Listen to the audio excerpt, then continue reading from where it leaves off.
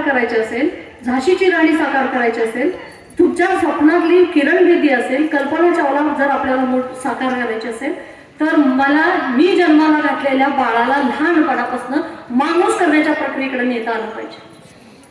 आणि याच्या अवतीभोवती बाकीच्या पालकांनी पण ती जबाबदारी घेतली पाहिजे की माझा घरातला मुलगा आई माईवरनं शिवी देणार नाही.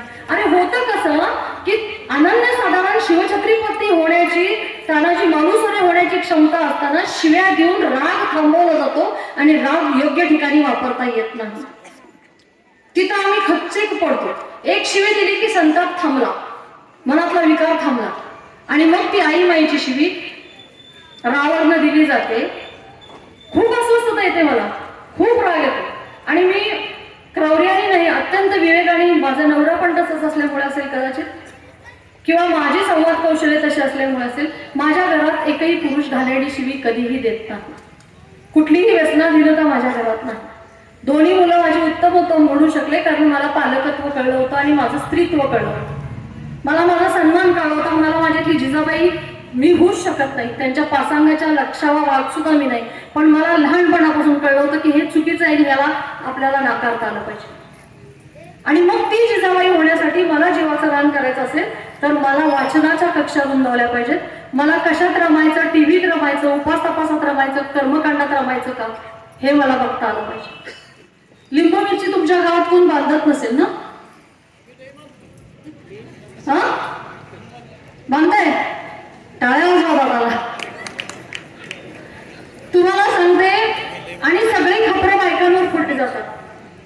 घराच्या भिंती, घराला कोहाळा बांधणे, कोहाळ्यासारखा उत्तम आहारशास्त्रातला पदार्थ नाही. डॉक्टर आहेत मॅडम त्यांना, 150च्या वर आजारांवरती कोहाळा उपयुक्त आहे, पण तो घरात चौकटीला बांधला जातो, तो मुलांच्या आहारात घेतला जाते.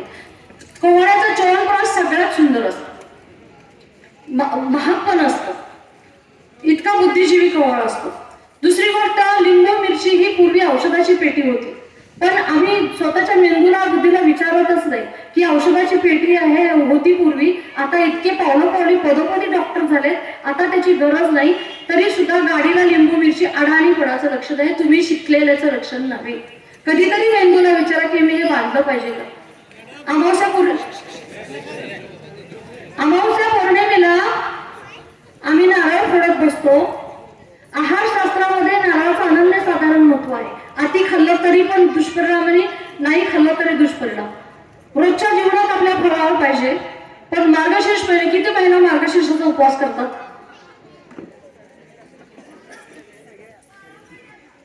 मोठं वाचनालय, इतकं समृद्ध वाचनालय, स्त्री कक्ष तिथं वेगळं आहे. ती सगळी पुस्तकं तुमच्या डोळ्याकडनं जायला पाहिजे होती आतापर्यंत. मार्गशीर्षाच्या त्या 4 गुरुवारी किंवा 5 गुरुवारी तेच पुस्तक आम्ही पुन्हा पुन्हा वाचतो. सावित्रीबाईने जो लढा दिला तो त्यासाठी दिला का? सावित्रीबाईनं, ज्योतिबा फुलेनं इतकं वाईट सहन केलं, सगळ्याच समाज सुधारकांनी आयुष्य वेटीस लावलं. रघु कर्वे सारखा माणूस आपल्याला माहित नाही, किती जणांनी रघु कर्वे वाचलेत. धोंडोकेशव कर्वे शिक्षण महर्षी होते, शिक्षणाची क्रांती त्यांनी केली. त्यांचा मुलगा रघुनाथ धोंडो कर्वे, त्यांनी स्त्री स्वास्थ्यासाठी भारतामध्ये पहिल्यांदी कुटुंब नियोजनाची व्यवस्था भारतात आली. त्या माणसाला उभं आयुष्य मार खाऊन जगावं लागलं, घर नेस्तनाभूत करून जगावं लागलं. त्याच्या बायकोच्या पोटात प्रवेशाच्या वेळी लाता बसल्या आणि त्या बाईचा गर्भपात झाला. त्याच्यानंतर त्याला गर्भाशयाच्या पिशवीचा कॅन्सर झाला, ती बाई त्यात गेली. असे रघु कर्वे किती जणांना माहिती आहे की ज्यांनी कुटुंब नियोजनाची व्यवस्था आमच्या भारतामध्ये आणली? काहीच माहिती नाही. जे वाचायला पाहिजे ते आम्ही वाचत नाही.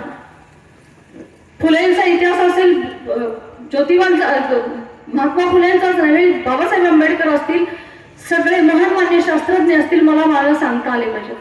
माझ्या घरातला पुरुष बाहेर जाऊन दारू प्यायचा नसेल तर माझ्या विचारांच्या आणि गप्पांच्या कक्षा बदलल्या पाहिजेत. पण कंबरच दुखत्या, पाठच दुसत्या, सासूनं छळलं, नंदेनं मारलं, आमचं केलं, सून अशी वागली, नाही झालं पाहिजे.